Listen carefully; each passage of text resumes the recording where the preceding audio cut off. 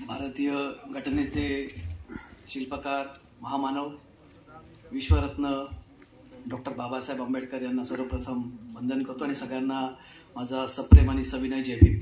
जय Bhim.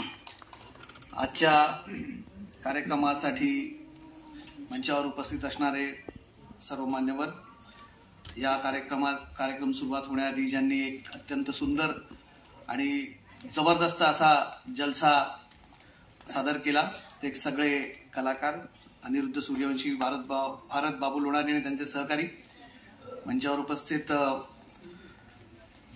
सुधीरजी Jawale, online थोड्या वेळात ज्यांची उपस्थिती आपल्याला लाभणार आहे ते संग्रामजी पाटील, माझे मित्र मॅक्स महाराष्ट्राचे संपादक किरणजी सोनवणे, देवेंद्रजी तावडे आणि आपले सगळ्यांचे मार्गदर्शक वसंतदादा साळवे, आणि या आजच्या कार्यक्रमाला मोठ्या संख्येने उपस्थित असणाऱ्या माझ्या सर्व मित्रांनो. किरणने खरं तर खूप जोरदार भाषण करून माहोल पेटवून दिलाय. मला त्याच्यावर पाणी घालायचं नाही, पण मला काही गोष्टी इथे मांडायच्यात. मूकनायकच्या निमित्ताने आपण इथे आज मूकनायकचा 104वा आपण वर्धापन दिन इथे साजरा करतोय आणि त्या निमित्ताने आपण सगळे जमलेलो आहोत. मूकनायकचा प्रवास खूप इंटरेस्टिंग आहे, त्याच्याबद्दल मी बोलणारच आहे. पण मला इथे का बोलवलं हे मला, कारण जेव्हा मला स्वतःलाच विचार केला, म्हटलं कदाचित मूकनायकचा कार्यक्रम आहे, 1 महिन्यासाठी मी मुका झालेला नायक होतो म्हणून बोलवलंय का. पण मूकनायकची लढ्याची परंपरा आहे जी आपल्याला मिळालेली, पत्रकारितेचा खरा वारसा डॉक्टर बाबासाहेब आंबेडकरांनी आपल्याला दिलेला आहे.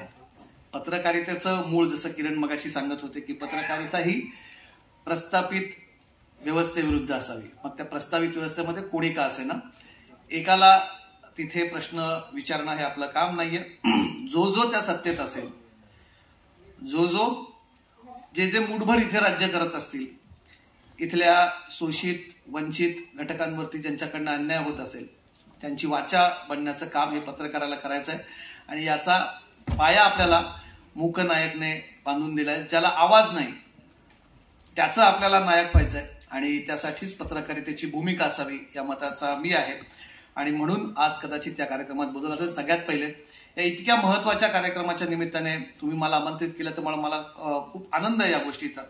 भाग्य वगैरे शब्द मी वापरणार नाही, पण इथे येऊन तुमच्यासोबत हा संवाद साधण्याचा मला योग येतोय, हे माझ्यासाठी, ही बाब माझ्यासाठी खूप महत्वाची आणि मोठी आहे असं मला वाटतं.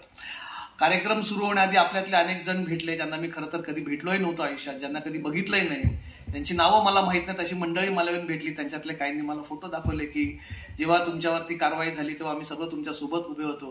किमान आय सपोर्ट लोकशाही, आय सपोर्ट कमलेसुतार असे त्यांनी फेसबुक पोस्ट शेअर केल्या होत्या. ते अनेक लोकही आज मला इथे भेटले. हा चेहरा नसतो तुमच्या, हा गर्दीचा किंवा दर्दीचा चेहरा नसतो, हा तुमच्यासाठी, त्या तत्वांसाठी उभा असणारा चेहरा असतो. त्यांनी कधी कमलेसुतारला टीव्हीच्या स्क्रीनच्या बाहेर प्रत्यक्षात कधी बघितलं नसतं, पण त्या माणसाच्या मागे उभं राहिलं पाहिजे ही शिकवण आपल्याला जी मुळात बाबासाहेबांनी दिलेली आहे, ती शिकवण आज मला इथे पुन्हा एकदा अनुभवायला मिळाली. त्यामुळे मला खूप आनंद या गोष्टीचा झाला. तत्वांसाठी लढायचं असतं. बाबासाहेबांनी 29व्या वर्षी मूकनायक सुरू केलं. खूप कमी त्यांचं वय होतं. बरं, इंटरेस्टिंगली मला 2-3 गोष्टी अजून खरं सांगायच्या, मग मी या सगळ्या गोष्टीकडे येतो. मला खूप बाबासाहेब आयुष्याच्या वळणावर टप्प्याटप्प्यावर ते भेटत गेले. मूळचा नाशिकचा, त्यामुळे नाशिकचा पण एक संबंध. म्हणजे जेव्हा जेव्हा मला नाशिक तसं नदीकाठचं शहर आहे, धार्मिक शहर आहे, आपण काय म्हणतो तीर्थक्षेत्र आहे नाशिक, तिथे अनेक लोक येतात.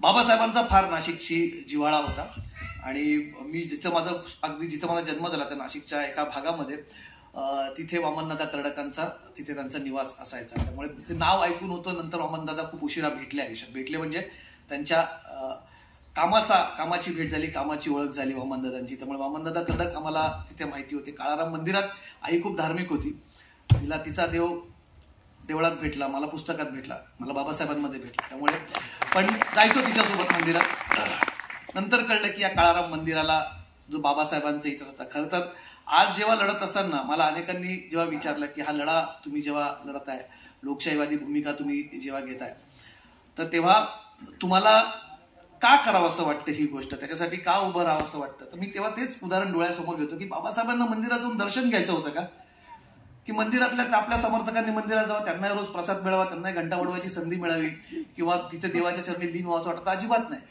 हे पर्वतीला पण बाबासाहेबांनी आंदोलन केलं, पर्वती मंदिर प्रवेशाचं नाशिकच्या काळाराम मंदिरात केलं. हा समान हक्क तुम्ही मंदिरात जाताय, तुम्ही आम्हाला अडवताय कशाला, हा त्याचा लढा होता. आम्हाला आज जाऊ द्या हा लढा नव्हता तिथे. तुम्ही आम्हाला अडवणारे कोण, हा प्रश्न बाबासाहेबांनी तिथे विचारायचा होता. तुम्ही आम्हाला अडवू शकत नाही, रोक सको तो रोक लो असं म्हणत बाबासाहेब तेव्हा मंदिरात गेले होते. तिथे दर्शन घ्यायचं नव्हतं त्यांना किंवा तिथे देवाच्या चरणी लीन व्हायचं नव्हतं. पण अडवू नका, आमची अडवणूक करू नका, आम्हाला अडवणारे तुम्ही कोण, तुमची व्यवस्था आम्हाला अडवू शकत नाही, हे ठासूनपणे बाबासाहेबांनी तिथे सांगितलं. आणि म्हणून त्यांच्यासाठी काळाराम मंदिराचा प्रवेश हा आपल्या सगळ्यांसाठी खूप महत्वाचा आहे. समानतेची लढाई, जी पुढे आपण मगाशी जे प्रिएम्बल वाचलं, जी उद्देशिका वाचली आपण घटनेची, त्याच्यातला तो शब्द आहे समान संधीचा. पुढे हा प्रसंग मी खूप म्हणजे कमी लोकांना माहिती असेल, माझ्या म्हणजे मी इंटरेस्टिंगली हा सांगतो. मगाशी त्याचा उल्लेख निघाला म्हणून मला आठवला आणि आज मूकनायकच्या निमित्ताने तो आठवतो. कारण बाबासाहेबांनी जेव्हा मूकनायक काढलं तेव्हा त्यांना संपादकीय जबाबदारी घेता आली नाही, कारण तेव्हा ते सिडनॅम कॉलेजमध्ये प्राध्यापक होते, ती त्यांच्याकडे नोकरी होती आणि तेव्हा दुसरी जबाबदारी ते घेऊ शकत नव्हते. डॉक्टर आंबेडकर हा सिनेमा आला होता जब्बार पटेलांचा, तुमच्यापैकी अनेकांनी बघितलं असेल, त्यात मामुटींनी भूमिका केली आहे. तिथे माझा थोडासा संबंध सिडनॅम कॉलेजचा. सिनेमात एक संदर्भ आहे, एक सीन आहे, जेव्हा बाबासाहेब आंबेडकर सिडनॅम कॉलेजमध्ये पहिल्यांदा प्राध्यापक म्हणून जॉईन झाले तेव्हा काही विद्यार्थी त्यांची खिल्ली उडवतात की हा काय माणूस इंग्रजी बोलणार आहे आणि हा आपल्याला इंग्रजीत शिकवणार का. सिडनॅम कॉलेज तेव्हा उच्चभ्रूंच आणि मोठ्या मोठ्या धनिकांच्या मुलांचं ते कॉलेज होतं. तर तिथे तो सीन सिनेमात तुम्ही जर ज्यांनी सिनेमा बघितला, ज्यांना आठवत असेल, तर मामुटीचा सीन आहे. तर त्या सीनमध्ये जो मुलगा म्हणतो हा कोण शिकवणारा, तो मुलगा मी आहे त्या सिनेमामध्ये. पुन्हा एकदा सिनेमा बघा, तुम्हाला कदाचित ओळखायला येणार नाही कारण डुकार केस वगैरे होते तेव्हा. पण तो त्याच्या सीन मध्ये मला जब्बार पटेल, मी फर्ग्युसन कॉलेजला शिकायला होतो, त्याचं शूटिंग तिथे सुरू होतं, त्यांना असे संधी मिळाली अभिनय करण्याची. तर तो सीन केला सिडनॅम कॉलेजचा. आज पुन्हा तो प्रसंग आठवला मूकनायकच्या सिडनॅम कॉलेजचा संदर्भ आला म्हणून. पण त्याच्यानंतर मला 2022ला मी जेव्हा लंडनला होतो 4 महिने ब्रिटिश गव्हर्नमेंटच्या फेलोशिपवरती, आवर्जून मी लंडनला आंबेडकर हाऊसला तिथे गेलो, जिथे सरकारने आता ती जागा सरकारने ताब्यात घेतली आणि तिथे अनेक लोक तिथे जेव्हा जातात. मला एक खूप गोष्टीचा आनंद आहे.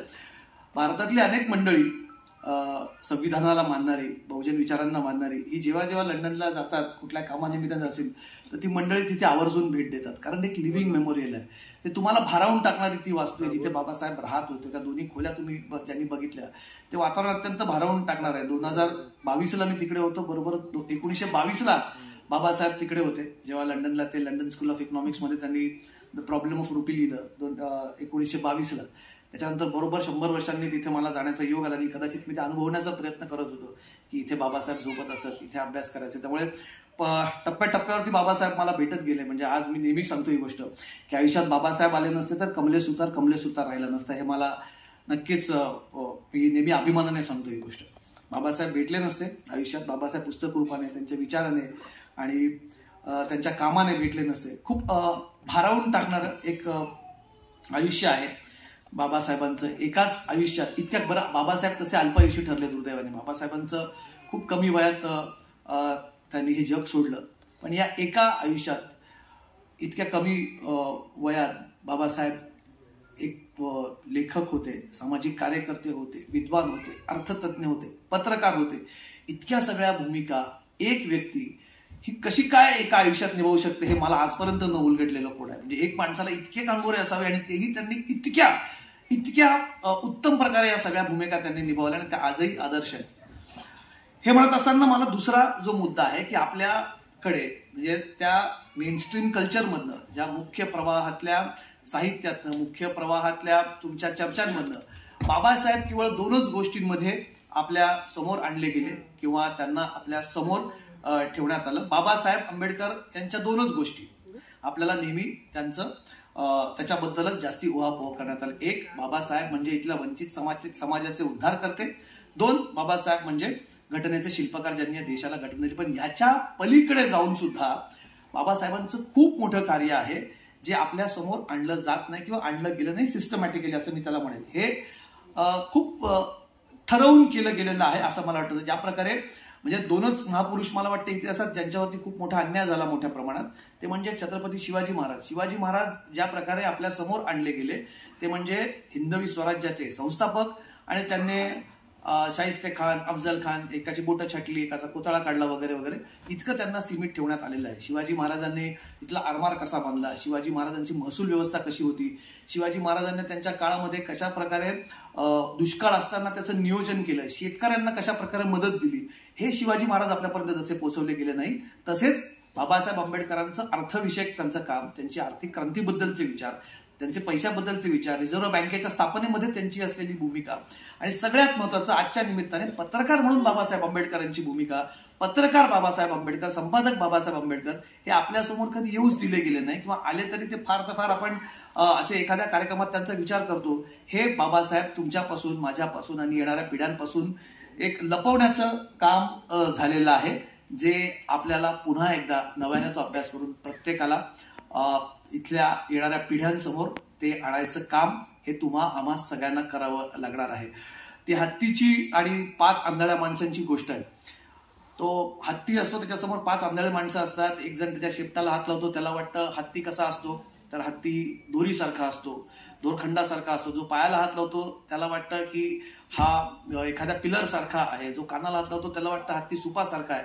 जो सोंडेला हात लावतो त्याला वाटतं तो सापासारखा, अजगरासारखा आहे. तसंच आपल्याला इतक्या ब्लाइंडली न फॉलो करता बाबासाहेबचे वेगवेगळे पैलू आहेत, ते सगळ्यांचा ज्याला ज्या ज्या त्यांच्या विभागामध्ये इंटरेस्ट असेल, तुम्हाला जर अर्थशास्त्रामध्ये तुमचा इंटरेस्ट असेल तर तुम्ही सगळ्यांनी अर्थतज्ञ डॉक्टर बाबासाहेब आंबेडकर हे कसे होते याच्या आपल्याकडे खुल्या चर्चा व्हायला पाहिजे. ते लोकांपर्यंत बाबासाहेब पोहोचवले गेले पाहिजे, हे जनसामान्यांपर्यंत पोहोचवले गेले पाहिजे. बघा, लक्षात घ्या, आम्ही वाचतो, आम्ही एका वैचारिक सर्कलमध्ये वावरत असतो, आपल्याला ते बाबासाहेब कळतात, पण आपल्या खाली जो तबका असतो, अजूनही मला वाटतं फक्त उद्धारकर्ते म्हणून बाबासाहेब म्हणजे आपण 6 डिसेंबरला जो मोठ्या प्रमाणात जनसमुदाय जमतो, ती जगातली एक ऐतिहासिक घटना असते असं मला वाटतं, की ज्यांना खरंच 2 वेळच्या जेवणाची भ्रांत असते, आज जर कामावर गेलो नाही तर आज घरातली चूल पेटणार नाही, अशी मंडळी सुद्धा तिथे 2 दिवस येते, ती फक्त आपल्या देवाला नमस्कार करण्यासाठी, की बाबा आम्हाला आमच्या बाबासाहेबांनी आयुष्य दिलं, आम्हाला माणूस म्हणून जगायला शिकवलं, तिथे आम्ही वंदन करायला तिथे येतोय. जगाच्या पाठीवर, मी अंडरलाईन करून घ्या शब्द, जगाच्या पाठीवर इतका मोठा कुठलाही नेता किंवा इतर कुठलेही व्यक्तिमत्व नाही जे बाबासाहेब आहे. त्यामुळे आपण त्यांच्यापर्यंत देखील, की समजा त्या घटकातल्या एखाद्या माणसाला बाबासाहेबांची पत्रकारिता समजून घ्यायची असेल, त्यांना बाबासाहेबांचं अर्थविषयक काम समजून घ्यायचं असेल, त्यांना बाबासाहेबांचं वकील, बरं बाबासाहेब वकील हे त्या काळी मी असं ऐकलंय, मला म्हणजे तज्ञांनी मला कदाचित correct me if I am wrong, Babasaheb त्या काळी कॉर्पोरेट लॉयर सुद्धा होते. म्हणजे आजच्या तारखेला जे तुम्ही बघतात ना मोठे मोठे कॉर्पोरेट कंपन्यांचे वकील वगैरे असतात, त्या लेवलचं काम बाबासाहेब ते काम करायचं. बाबासाहेब म्हणजे आपल्या समाजासोबत काम करत असताना त्यांचं ते काम देखील मोठं होतं. त्या सर्कलमध्ये बाबासाहेब आंबेडकर कॉर्पोरेट लॉयर म्हणून त्यांचं फार मोठं नाव होतं. म्हणजे त्यांचं इतर काम तेव्हा सुरूच होतं. म्हणजे परत म्हटलं, मला आश्चर्य नेहमी ह्याच गोष्टीचं वाटतं की इतकं सगळं, हा सगळा तुमचा हे कुटुंब चालवत असताना, सगळं एवढं मोठं त्यांचं कुटुंब कबिला चालवत असताना, हा त्यांचा ज्यांच्या मागे ते उभे राहिले, ज्यांना हक्क देण्यासाठी बाबासाहेब उभे राहिले, ते सगळं करत असताना इतकं मोठं काम सांभाळणं हे सोपं नव्हतं.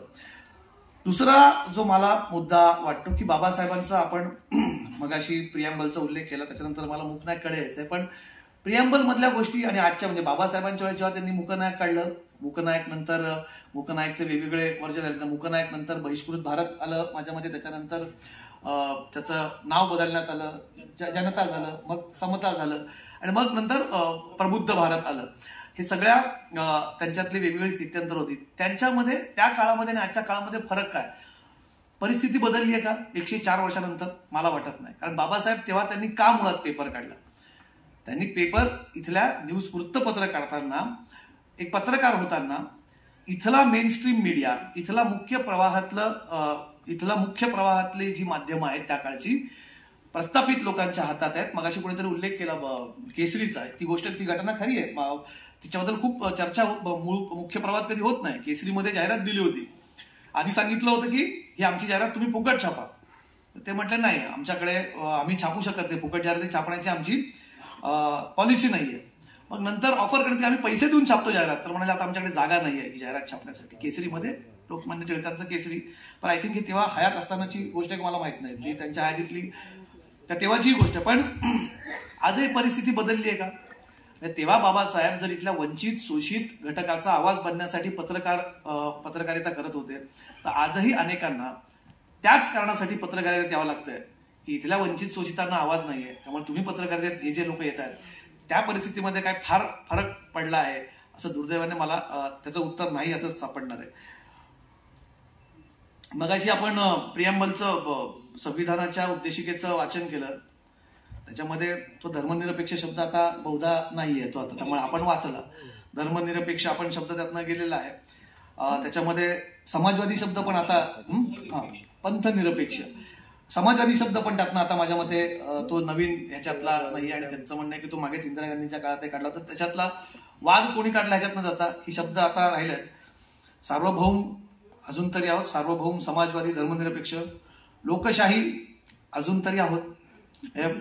पुढे काय म्हणतील त्याचं आपण बघूया. देशात ज्या प्रकारे देशाची राजकीय व्यवस्था आहे तर अजून तरी लोकशाही आहे, गणराज्य अजून आहोत आपण. सामाजिक आर्थिक व राजनैतिक न्याय आहे का ही विचार करायला लावणारी गोष्ट. सामाजिक न्यायाची जेव्हा गोष्ट करतो, इथला आजही तुम्ही पालावर जा, इथल्या पाड्यावरती जा, इथल्या खेड्यापाड्यांमध्ये जा, इथल्या झोपडपट्ट्यांमध्ये जा, तिथल्या माणसाला सामाजिक न्याय त्याचा तो कुठेतरी लाभार्थी आहे का? आजच्या तारखेतला खूप आवडीचा शब्द आहे लाभार्थी.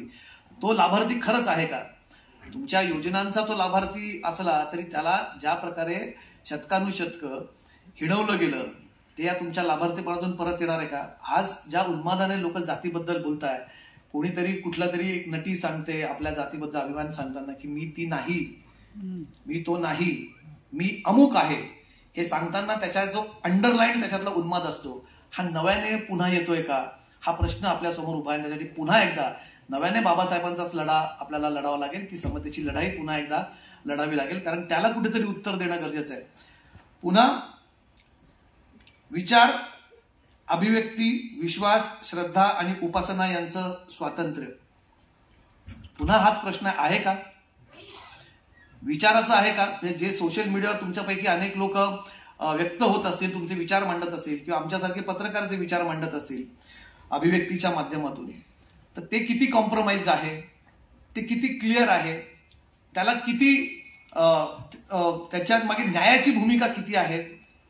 जेव्हा समाज माध्यमांवरती व्यक्त तुम्ही होतात, विचार मांडतात, तेव्हा एक भरमसाठ मोठी ट्रोलर गँग तुमच्या मागे लागलेली असते, जी तुम्हाला तुमच्या नावावरनं, तुमच्या जातीवरनं, तुमच्या आडनावावरनं, तुमच्या धर्मावरनं, तुमच्या असण्यावरूनच मुळात तुम्हाला तिथे डिवचत असते वारंवार. आणि तुमचा कॉन्फिडन्स, तुमच्यातला जो इतक्या वर्षातला जो आपल्याला या घटनेने दिलेला अधिकार आहे, कधी कधी तो आरक्षणाच्या मार्गातून ज्या सामाजिक न्यायाच्या माध्यमातून दिला असतो, त्याला पुन्हा एकदा डिवचण्याचा अधिकार. गेली अनेक वर्ष ही आरक्षित मंडळी म्हणून जी टीका लपून लपून केली जायची किंवा कुजबुजत केली जायची, ती आज खुलेआमपणे सोशल मीडियावरती केली जाते आहे.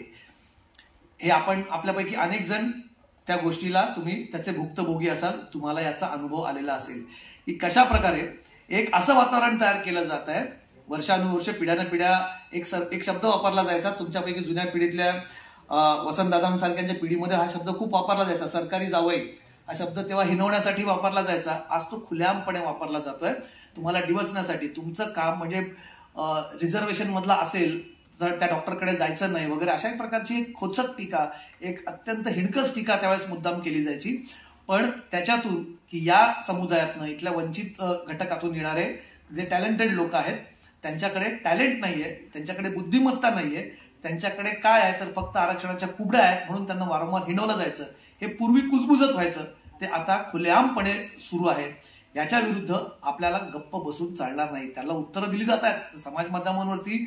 या इथल्या वंचित पीडित आणि बहुजन घटक समाजातली अनेक मुलं ती पण व्यक्त होत असतात, पण त्याला ज्या प्रकारे एक बॅकिंग मिळते, सिस्टमिक बॅकिंग त्याला मिळते, व्यवस्थेचा त्याला कुठेतरी जेव्हा सपोर्ट मिळतो, तेव्हा अशा लोकांचा भीड चेपतो आणि त्यांची हिंमत अधिक दुणावते. म्हणून कॅमेरा घेऊन सांगताना तुमची जाती असेल पण आम्ही अमुक जातीत, जेव्हा ते सांगण्याचा अभिमान त्यांना येतो, त्यात अभिमान नसतो तर समोरच्याला हिणवण्याची एक वृत्ती असते, ती पुन्हा बळावत चालली आहे. याची कुठेतरी आपल्या सगळ्यांनी दखल घेतली पाहिजे असं मला वाटतं. बंधुता आहे का तुमच्या प्लेटमध्ये? खाण्यात काय आहे? तुम्ही पेहराव काय करताय? याच्यावर देखील प्रश्न उपस्थित केले जात आहेत. तुमच्या खाण्यावरती बंधनं येत चालली आहेत. गेल्या वर्षी म्हणजे आता 23ला म्हणजे गेल्या वर्षीच्या बकरी ईदला मीरा रोड सारख्या ठिकाणी किंवा मुंबईत अनेक ठिकाणी बिल्डिंगमध्ये बकरे आणण्यावरनं खूप मोठे मोठे वाद झाले, तिथे पोलिसांना यावं लागलं. म्हणजे आम्ही सुद्धा याच भारतात वाढलो होतो, गेले 44 वर्ष लहानाचे मोठे झालो, तेव्हा मी बघतोय कधीही असे वाद छोटे मोठे जिथे होत असतील पण त्याला इतक्या मोठं एक स्वरूप कधी आलेलं मी तरी बघितलं, तुमच्यापैकी अनेकांनी बघितलं नसेल. त्यांचे म्हणजे बकरी जणू आताच साजरी केली जाऊ लागली आहे आणि त्याच्यावरती प्रश्न उपस्थित केले जात आहेत. त्यामुळे तुमच्या खाण्यावरनं, तुमच्या दिसण्यावरनं, तुमच्या असण्यावरनं देखील आता प्रश्न उपस्थित होतील काही दिवसांनी. कदाचित ही परिस्थिती जेव्हा येईल तेव्हा आपल्यासाठी आणि देशासाठी आणि या संविधानासाठी ती सगळ्यात भीतीदायक गोष्ट असेल असं मला वाटतं. ही भीती कोणाला तुम्ही दाखवाल, म्हणजे अनेक जणांना वाटतं, माझं मत कदाचित काही लोकांना पटणार नाही, पण म्हटलं जातं नेहमी की संविधानाला धोका आहे, संविधान खतरे में आहे, संविधान बदललं जाईल. मला अजिबात असं वाटत नाही. का मी सांगतो, जोपर्यंत या देशामध्ये मगाशी आकडा सांगितला किरणने 37% फक्त, पण उरलेला जो माणूस आहे किंवा जी लोक या संविधानामध्ये ज्यांचा विश्वास आहे, डॉक्टर बाबासाहेब आंबेडकरांच्या विचारावर ज्यांचा विश्वास आहे, ती लोक जोपर्यंत जागृत आहेत ना तोपर्यंत संविधानाला बदलण्याचे काय हात लावायचे कोणाच्या बापात हिंमत नाही. संविधान बदलणं खूप मोठी गोष्ट आहे, पण हो जागं राहायला हवं, सजग राहायला हवं. मागच्या दारातून कुठून ज्या ज्या गोष्टी येतात त्याच्यावर तुम्ही आम्ही सगळ्यांनी वॉचफुल असलं पाहिजे, जागरूक राहून त्या गोष्टींकडे बघितलं गेलं पाहिजे, आंधळेपणाने बघू नका. मगाशी एक मुद्दा निघाला, म्हणजे मी लगेच तातडीने आमच्या बंधूंना सांगितला तो मुद्दा की पत्रकारांची नावं घेतलीत. आपण कुठली नावं पत्रकारांची घेतो आहोत ह्याचंही आपण भान राखलं पाहिजे की आपण कोण पत्रकार लढता आहेत ह्याची आपण जाणीव कुठेतरी ठेवली, कोण कुठल्या गोष्टींना ऍफिलिएटेड आहेत. फक्त टीव्हीवरती दिसणारे चेहऱ्यात मग तो मी का असे ना, फक्त टीव्हीवर दिसतो म्हणून तो लाडका आहे असं समजू नका. काही मंडळी कुठल्या व्यवस्थेला बांधील आहेत ह्याचाही विचार आपण किंवा थोडासा आपण त्याची माहिती घेतली असती तर बरं झालं असतं. आम्ही मंचावरती असताना किरणाने आम्ही तर बरं झालं असतं. बाबासाहेबांच्या पत्रकारितेकडे परत येतो. बाबासाहेबांची पत्रकारिता ही सर्वसमावेशक होती. बाबासाहेबांनी तेव्हा मांडलेले विचार आजही तंतोतंत लागू होतात असं मगाशी म्हटलं. तर का तर बाबासाहेबांनी एक गोष्ट तेव्हा सांगितली होती जी मगाशी मी म्हणालो की पत्रकारितेची लढाई, पत्रकाराची लढाई ही त्या व्यवस्थेविरुद्ध असायला हवी. म्हणजे आज आपण कितीही सध्याच्या व्यवस्थेला शिवाय घालत असतो तर उद्या ही व्यवस्था जेव्हा बदलेल, उद्या जेव्हा हे सरकार जर बदललं समजा किंवा मागचं जे सरकार होतं तेव्हाही तुम्ही त्याला प्रश्न विचारत असाल तर तुम्हाला तो प्रश्न विचारण्याचा अधिकार आज देखील आहे. बाबासाहेबांची काही वाक्य मी लिहून आणलेली आहेत, म्हणजे त्याच्यात माझ्याकडे पॉइंटर्समध्ये त्यांनी तिथे म्हटलंय की Babasaheb believe that even if governments change, nothing would change for the scheduled caste if those running the government are devoid of principles. तत्व नसतील तर सरकार कुठलीही येऊत, सरकार बदलू देत, इथले राज्यकर्ते बदलू देत, पण जोपर्यंत त्यांच्याकडे लढण्याची तत्व नाही तोपर्यंत तिथल्या वंचित घटकाला न्याय मिळणार नाही. हे त्यांनी जेव्हा पत्रकारिता सुरू केली त्यातनं त्यांनी ही मांडलेली भूमिका आहे. पत्रकारांचं काम हे समाजाला दिशा देण्याचं असावं. कारण बाबासाहेबांचाच पुढे बहिष्कृत भारत मधल्या एका लेखामध्ये ते म्हणतात की हे आज तुम्ही जे नुकसान कराल, आज काही लोक मगाशी किरणने मुद्दा मांडला की पत्रकारितेचं नुकसान करतायत, ते तिथे उभे राहून त्याने शब्द वापरला तुम्ही वापरणार नाहीत पण एक मध्यस्थाचं काम ते तिथे करतायत. या व्यवस्थेला कुठेतरी त्यांची भलामण करतायत, सरकारची भलामण करतायत. सरकारचं कौतुक करणं हेच केवळ आपलं काम आहे असं मांडणारे काही महाभाग पत्रकार मंडळी आहेत.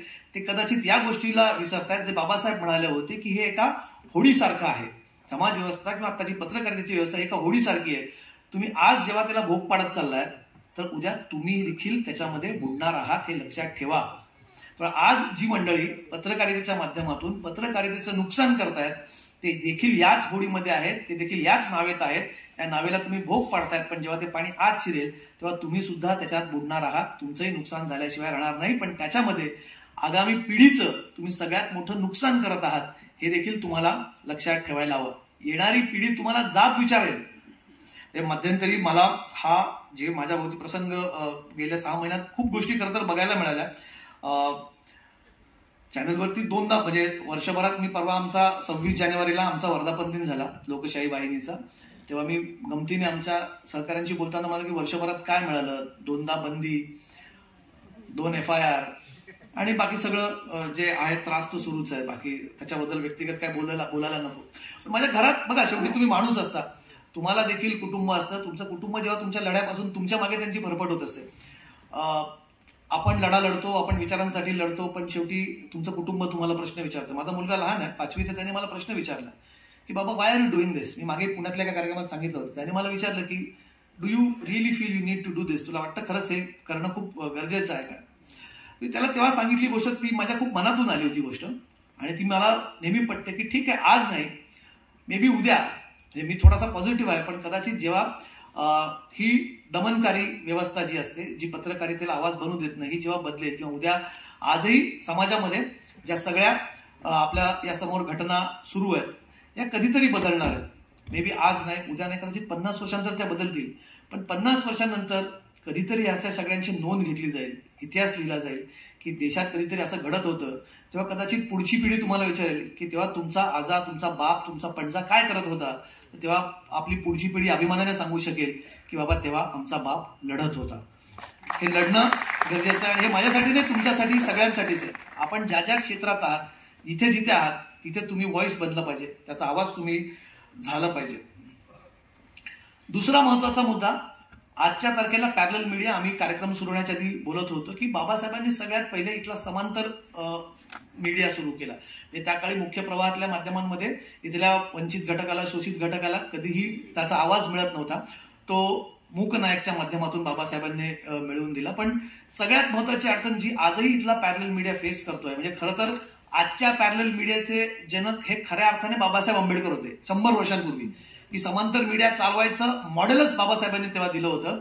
आजच्या तारखेला जे लोक पॅरलल मीडिया बघतायत, अनेक वेबसाईट्स, अनेक युट्यूब चॅनल चालतायत, जे लोकांनी केलेल्या मदतीवरती त्यांचं काम सुरू असतं. लोक त्यांना स्वतःहून वर्गणी देतात. हे काम बाबासाहेबांनी तेव्हा सुरू केलं होतं. क्राऊड फंडिंग ज्याला आपण म्हणतो आजच्या भाषेत, क्राऊड फंडिंग बाबासाहेबांनी तेव्हा सुरू केलं होतं. तेव्हा ते म्हणाले होते वाक्य बाबासाहेब की माझा बहिष्कृत इथला समाज, अस्पृश्य समाज गरीब आहे, पण तो इतका पण गरीब नाही की तो आमच्या या चळवळीसाठी, आमच्या या वृत्तपत्रासाठी एक आणा देखील देऊ शकणार नाही. तो नक्कीच देऊ शकतो. आणि बाबासाहेबांनी त्याच्यातून ते सगळं उभं केलं, आणि त्याच्यावर हा बाबासाहेबांच्या एका खूप दैदिप्यमान अशा पत्रकारितेचा हा सगळा मोठा डोलारा तेव्हा उभा राहिला. त्याच्यानंतर बाबासाहेबांचं म्हणणं होतं की इथे सगळ्या आपल्या या वृत्तपत्रामध्ये किंवा ती भूमिका ती मांडतात, म्हणजे बाबासाहेब स्वतःच बरीच कामं बाबासाहेब स्वतः करत असत. म्हणजे त्याच्यात लिहिणं असेल, त्याची माहिती जमा करणं असेल, रिसर्च असेल, त्यांच्यासोबत अर्थात सहकारी होते. पण हे सगळं काम पत्रकार म्हणून, एक ऑलराऊंडर म्हणून, मल्टीटास्कर आमच्या आजच्या भाषेत म्हणतो आपण, मल्टीटास्किंगचं काम बाबासाहेब तेव्हा करत असत. पण वंचितांना जो आवाज त्यांनी दिला, तो वंचितांचा आवाज मांडण्यामध्ये आजही मुख्य प्रवाहाच्या माध्यमांमध्ये वंचित समाजाची, इथल्या बहुजन समाजाची, इथले SC, ST, OBC किती पत्रकार आहेत. संपादकीय पदावरती किंवा संपादकीय जबाबदारी असणारे किंवा अधिकार पदावरती इथले किती पत्रकार आहेत. याचं उत्तर तुम्ही जर शोधायला गेलात तर तुम्हाला अत्यंत तोकडा आकडा तुमच्या हातावरती पडेल. हे खूप नॅशनल लेवलवरती आणि इंटरनॅशनल लेवलवरती आम्ही जेव्हा परदेशी काही मित्रांसोबत बोलत असतो, जेव्हा मोठी मोठी चर्चासत्र होतात, ते खूप शब्द असा जड आणि छान शब्द वापरला जातो. डायव्हर्सिटी इन मीडिया हा शब्द वापरला जातो. डायव्हर्सिटी किती आहे मीडियामध्ये.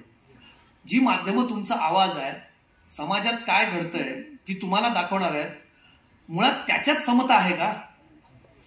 तिथे किती लोकांना अधिकार पदांवरती बसवलं जातंय.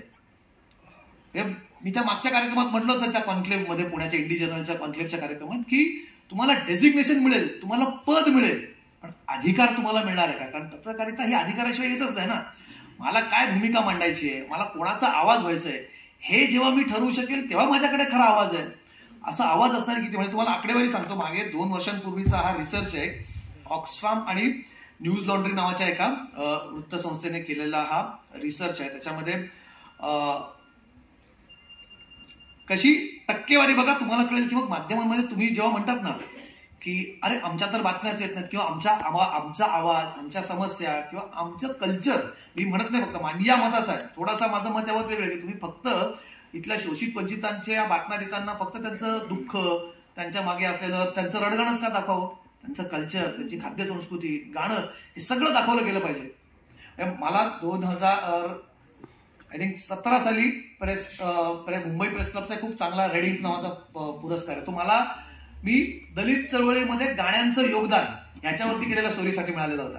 म्हणजे अगदी वामनदादा कर्डकांपासून आत्ताच्या गिन्नी माहीपर्यंतची गाणी ही कशी इथल्या चळवळीचा हिस्सा राहिली. अत्यंत इंटरेस्टिंग तो सगळा कोलाज होता या सगळ्या गाण्यांचा, की याच्यामध्ये कसे वामनदादा कर्डक असतील, नंतर अगदी शिंदे बंधूंचे कार्यक्रमाचे गाणे असतील, मग शायरी जलसे असतील, मधल्या काळामध्ये ट्रेंड आला असेल तुम्हाला अजूनही माहिती, सिनेमाच्या चालींवरती मग गाणी बनत असायची, किंवा त्यात अगदी सोनू निगम पासून मुख्य प्रवाहातले अनेक गायक त्याच्यामध्ये ती गाणी म्हणतात. ती कॅसेट्स खूप पॉप्युलर असतात, अजूनही तुम्हाला कधी ते ऐकायला मिळतात. या सगळ्या गाण्यांचा एक महत्वाचा रोल चळवळीत किती राहिलाय. जगभरामध्ये चळवळीचा जिथे जिथे चळवळी झाल्या तिथे तिथे त्यांना संगीताची साथ लाभली, आणि विशेष करून आंबेडकरी चळवळीमध्ये खूप मोठं योगदान हे शायरी जलसांचं आणि गाण्यांचं राहिले, संगीताचं राहिलं. म्हणून मी कार्यक्रमाच्या सुरुवातीलाच आजच्या कार्यक्रमाच्या आधी ज्यांनी जलसा केला त्यांचे सगळ्यात पहिले आभार मानले. तर coming back to the point, की किती लोक आहेत त्यांच्यामध्ये त्यांनी महत्वाच्या पदावरती किती मांडले. The recent Oxfam and Newslaundry study revealed that the percentage of people from the upper caste holding leadership position is 100% in Hindi news television. Hindi चॅनल्समध्ये उच्च पदस्थ बसणारे सगळे 100% हे उच्चवर्णीय आहेत हिंदी चॅनल्समध्ये, 100%. इंग्लिशमध्ये जराची बरी अवस्था आहे. आम्हाला कधीतरी संधी मिळाली. 89.3 इंग्लिश मध्ये आहे अपर कास्ट. तिथे किमान 11 पण नाही, 10.3% ही इथल्या इतर घटकातली म्हणजे वंचित बहुजन समाजातली इथली आहेत 11% मंडळी. पण 89.3 89.3% पुन्हा उच्चवर्णीय सवर्ण तिथे आहेत इंग्लिश टीव्हीमध्ये. इंग्लिश वृत्तपत्रांमध्ये 91.7% केवळ सवर्ण आहेत. केवळ म्हणण्याच्या या फक्त इथे हिंदी वृत्तपत्रांमध्ये सवर्णांची संख्या 87.5 आहे, उच्च पदस्थ संपादक आणि पत्रकारांची. आणि डिजिटल मीडियामध्ये 84.2% हे केवळ उच्चवर्ण आणि सवर्ण आहे. आणि जी मासिकं येतात इंग्रजी मासिकं त्याच्यामध्ये ही संख्या आहे 72.7%. बाबासाहेबांनी 1920 साली मूकनायक केला होता याच कामासाठी की इथे समान संधी मिळावी, आणि ही 2020ची आकडेवारी आहे. 100 वर्षांनंतर 8, 9 आणि 10% इथल्या SC, ST, OBC इथल्या बहुजनांचं हे प्रतिनिधित्व आहे माध्यमांमध्ये. कसा तुमचा आवाज येणार त्याच्यातून? तुमच्या बातम्या कुठे येणार आहे त्याच्यामध्ये? याचाही कुठेतरी आपण सगळ्यांनी डोळसपणे विचार केला पाहिजे असं मला वाटतं. रिप्रेझेंटेशन तुमचं नाही. मगाशी एक शब्द वापरला किरणने, तो खूप महत्वाचा शब्द आहे, पण किरणने तो वेगळ्या कॉन्टेक्स्टमध्ये वापरला, मला तो वेगळ्या कॉन्टेक्स्टमध्ये वापरायचा. वेपनायझेशन ऑफ मीडिया. मीडियाचा एक शस्त्र म्हणून वापर केला जातोय. कधी कधी तो अत्यंत बिंडोकपणे केला जातो. मागे बोललो होतो मी आजकाल लोक रडतात जाऊन कुठे कुठे, त्यांना अनेक गोष्टींचं रडायला येतं. पण आपल्याला जसं आम्ही म्हटलं होतं की आपल्याला रडायचं नाही, आपल्याला लढायचं, आम्ही लढत नाही, आम्ही लढतो. पण वेपनायझेशन मीडियाचं शस्त्र आहे तर ते हो आहे, पण ते आपल्यासाठी पण तर आहे ना. त्यांच्यासाठीच केवळ कसं असेल ते शस्त्र? आज डिजिटल मीडियाने एक मोठी क्रांती केली आहे, तुमच्या हातात आहे, पण तिथेही आपलं रिप्रेझेंटेशन किती आहे हे आपण बघितलंय. त्याच्यात किमान 16% तरी आज बहुजन समाजाची तिथे लोक काम करतात. तिथे बहुजन समाज आपला तिथे काम करतोय 16%. 84% अजूनही तिकडेच आहे, पण तरी सुद्धा युट्यूब तुमच्या हातात आहे. ही भाषा बदलते. ही भाषा आपणही आत्मसात केली पाहिजे. भाषा म्हणजे पुन्हा ती शुद्ध अशुद्ध पुणेरी अशी नाही. त्या माध्यमाची आपली एक भाषा असते, व्यक्त होण्याची एक भाषा आहे, ती शैली आहे. म्हणजे मला तर असंही वाटतं आजच्या तारखेत, कारण डिजिटल मीडियामध्ये सुद्धा मी मधल्या काळात खूप जास्त काम केलं आहे. डिजिटल मीडियामध्ये, सोशल मीडियामध्ये मीम्स ही सुद्धा आज एक प्रकारे व्यक्त होण्याची भाषा आहे. ती सुद्धा आपल्या मुलांना कळली पाहिजे या पुढच्या जनरेशनला. कारण तुम्हाला जर पुढच्या जनरेशन सोबत रेलिव्हंट राहायचं आहे, पुढच्या जनरेशनला तुमची भाषा, तुमच्या चळवळीचा इतिहास त्यांना सांगायचा, तो त्यांना त्यांच्या भाषेत त्यांना अपील होईल असाच सांगितला गेला पाहिजे. पुण्याच्या साईडला मी खूप ते रील्स बघतो. मधल्या काळात एक अत्यंत वाईट रील बद्दल मी बोललो होतो कार्यक्रमामध्ये, ते की आमची काय आम्ही फक्त आरक्षण नोकरीसाठी मागतोय, नाही तर तुमची आमच्यासोबत बसायची लायकी नाही वगैरे अशा टाईपचे रील्स केले जायचे. त्यानंतर परत म्हटलं हिणकस असे रील केले जायचे. पण आपल्याला ते माध्यम लोकांपर्यंत कशा प्रकारे वापरता येईल, मग रील्स असतील, मीम्स असतील, इथल्या तरुण जर माझे मित्र मला असतील तर त्यांनी कृपया या गोष्टीकडे लक्ष द्यावं की या गोष्टींचा आपण पॉझिटिव्हली बघा. तुम्हाला त्यांच्या भाषेत त्यांच्या स्तराला उतरून उत्तर देण्याची आपल्याला गरज नाहीये. आज तुम्ही जर म्हणताय आम्हाला आरक्षणाचे रिझल्ट तुम्ही आरक्षणाच्या बळावर तिथे पोहोचले असाल, तर तुम्ही एक गोष्ट आज तपासा की ज्या क्षणापासून या देशामध्ये ग्लोबलायझेशन आलंय, जेव्हापासून इथे जागतिकीकरण झालंय, सर्वाधिक प्रायव्हेट सेक्टरमध्ये सर्वात उच्च पदस्थ असणारे, मग ते क्षेत्र कुठलंही असो, IT असू दे, नाहीतर सर्व्हिस सेक्टर असू दे किंवा मीडिया इंडस्ट्री असू दे, इथे सगळ्यात जास्त काम करणारे आणि सगळ्यात प्रभावी मीडिया म्हणजे आमचं सोडून द्या पत्रकारिता, तुम्ही कलाकार क्षेत्रातलं म्हणतोय त्या सुद्धा क्षेत्रामध्ये सर्वाधिक नाव कमवणारे, सर्वाधिक यशस्वी कलाकार हे बहुजन समाजातलेच आहेत आणि ते कुठल्याही आरक्षणाशिवाय तिथे आले. तेव्हा आम्हाला टॅलेंट नाही असं म्हणून हिणवणारे जी लोक आहेत, हा त्यांचा कुठेतरी एक इनसिक्युरिटी आहे की आता बाबा हे पुढे गेले तर काय.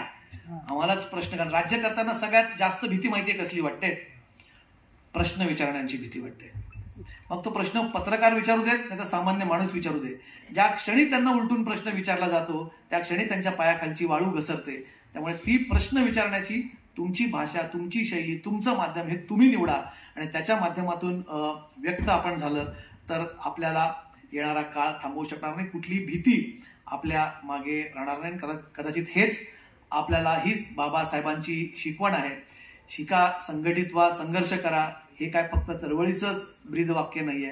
बाबासाहेब खरं तर आपल्या जीवनाचा अनेक भाग व्यापून टाकतात. आपण काय शिकावं, आपण काय बोलावं, आपण कसं राहावं हे देखील बाबासाहेब सांगतात. बाबासाहेब जर आपण खूप आत जाऊन वाचायचा प्रयत्न केला तर प्रत्येक टप्प्यावर तुम्हाला प्रत्येक गोष्ट बाबासाहेब सांगतायत. त्यामुळे शिका, संघटित व्हा, संघर्ष करा हे खूप मोठी फिलॉसॉफी आहे. हे खूप मोठं तत्वज्ञान आहे. शिका म्हणजे फक्त 4 बुकं शिका आणि डिग्र्या घ्या नाही. संघटित व्हा म्हणजे फक्त संघटना स्थापा, राजकीय पक्ष काढा, निवडणुका काढा असं नाही. आणि संघर्ष करा हे तर काय आपल्याला वेगळं सांगायची गरज नाही. हजारो वर्ष आपण संघर्ष करतो आणि पुढचेही काही वर्ष आपल्या पिढ्यांमध्ये संघर्षाचा वारसा आहे. तो पुढच्या अनेक वर्ष आपण संघर्ष करायला कधी लाजणार नाही, घाबरणार नाही आणि अपयशी तर अजिबात होणार नाही. त्यामुळे संघर्ष हा आपल्या 5वीला पुजलेला तो आपल्याला करायचा. पण या 3 शब्दांमध्ये जी ताकद आहे ना ती आपण आपल्या अंगी भिनवावी. तीच आपण खऱ्या अर्थाने बाबासाहेब आपण जगलो, बाबासाहेब शिकलो आणि बाबासाहेब समजलो हे आजच्या निमित्ताने मला इथे सांगायचं आहे. आज खरं तर वेळ खूप झालाय, थोडा उशीर झाला कार्यक्रम सुरू व्हायला. मला परत मुंबईला जायचंय. थोडक्यात आवर्त घेतो, विषय खूप आहेत पण आपण असं भेटत राहिलं पाहिजे. मगाशी फक्त एक शेवटचा मुद्दा किरणने सांगितला की पत्रकार कसा असायला हवा. त्याच्या एका हातात दिवा असायला हवा, एका हातात आरसा असायला हवा. दुर्दैवाने आज तो आरशात स्वतःकडेच बघून, स्वतःच कौतुक करून, स्वतःच आरशात बघून किती ग बाई मी सुंदर असं म्हणतायत ते पत्रकार, आणि दिवा त्यांच्या हातात दिलाय. दुर्दैवाने तो दिवा हा फक्त आग लावण्यासाठी दिलाय की काय असेही काही पत्रकार दुर्दैवाने आहेत. पण आपल्याला बाबासाहेबांची पत्रकारितेचा वारसा, बाबासाहेब एक पत्रकार म्हणून हे शिकवले गेले पाहिजे. अनेक जर्नलिझम कॉलेजेसमध्ये खरं तर हा विषय असायला मला माहित नाही कुठल्या कॉलेजेसमध्ये शिकवला जातो, पण बाबासाहेबांची पत्रकारिता ही त्या काळातली हटके आणि पॅरलल मीडिया होती. ह्याचा कुठेतरी समावेश हा मेनस्ट्रीम तिथे मीडियाच्या शिक्षणात झाला तर कदाचित नवीन येणाऱ्या पत्रकारांना एक वेगळी दृष्टी मिळू शकेल आणि त्याच्यातून ते चांगली पत्रकारिता करतील. कारण ज्यांना बाबासाहेब कळला त्यांना पत्रकारिता आपोआप कळेल आणि ते चांगली पत्रकारिता करतील असं मला वाटतं. जाता जाता तुषारजी तुमचं खूप खूप अभिनंदन. एक मोठं नाव आणि एक मोठी जबाबदारी तुम्ही घेऊन चाललात. मूकनायक हे काय फक्त एका वृत्तपत्राचं नाव नाही. मूकनायक हा इतिहास आहे. त्या इतिहासाचं खरं तर मी ओझं म्हणणार नाही पण ती जबाबदारी तुमच्यावरती आहे. मूकनायक ज्या प्रकारे बाबासाहेबांनी त्यांच्या आयुष्यात, त्यांच्या चळवळीत आणि त्या मोठ्या लढ्यात मूकनायकची भूमिका होती, कदाचित आज पुन्हा वेळ आली आहे इथल्या आवाज नसलेल्यांचा आवाज होण्याची. ते काम तुषारजी तुमच्या मूकनायककडनं व्हावं ही आमच्यासारख्या अनेकांची अपेक्षा आहे. आज मी त्याचा अंकही बघितला. पुढे तुम्ही ते आता माझ्या मते मासिक काढताय.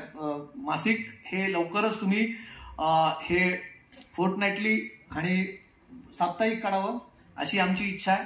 आणि ते सध्याचं स्वरूप त्याचं अजून वाढून एक किमान तुम्ही 30-40 पानांचं, 50 पानांचा एक साप्ताहिक त्याचं काढावं. आमच्यासारख्यांची मदत लागेल. आम्हालाही सांगा. आम्हालाही मूकनायक या नावाखाली फक्त लिहायला आवडेल कारण हा आमच्यासाठी सन्मान असेल. मूकनायकसाठी आपण लिहितोय म्हणजे आमच्यासारख्यांनाही सांगा. हे लिहिणं आमच्यासाठी खूप अभिमानाचं असेल. अशी अनेक मंडळी आहेत. भारतभर, देशभर, महाराष्ट्रभर कानाकोपऱ्यात सापडतील तुम्हाला. तुम्ही हिंदीत करताय, वेगवेगळ्या भाषांमध्ये येऊ द्यात. एकाच मासिकामध्ये काय बंधन नसलं पाहिजे भाषेचं. हिंदी, मराठी, इंग्रजी अनेक भाषांमध्ये येऊ द्यात. सगळीकडे याचा प्रसार होऊ देत. मूकनायकला खरं तर कमी आयुष्य मिळालं, बाबासाहेबांना लवकर बंद करावं लागलं, पुन्हा सुरू करावं लागलं. एक सलग असं कधी चालू शकलं नाही. पण हे मूकनायक जर आपण तुम्ही पुन्हा सुरू करत असाल, देशभरातली जनता, इथल्या शोषितांचे आवाज असणारे सगळे तुमच्यासोबत उभे राहतील आणि एक नवीन उंचीवर मूकनायक आपण नेऊ शकू. आणि तीच बाबासाहेबांना आपल्याकडनं खऱ्या अर्थाने आदरांजली असेल असं मला वाटतं. आज या कार्यक्रमात आपण बोलवलं, बोलण्याची संधी दिलीत आणि तुम्ही शांतपणे ऐकून घेतलं, त्याबद्दल आपल्या सगळ्यांचे खूप खूप आभार. जय हिंद, जय महाराष्ट्र, जय भीम.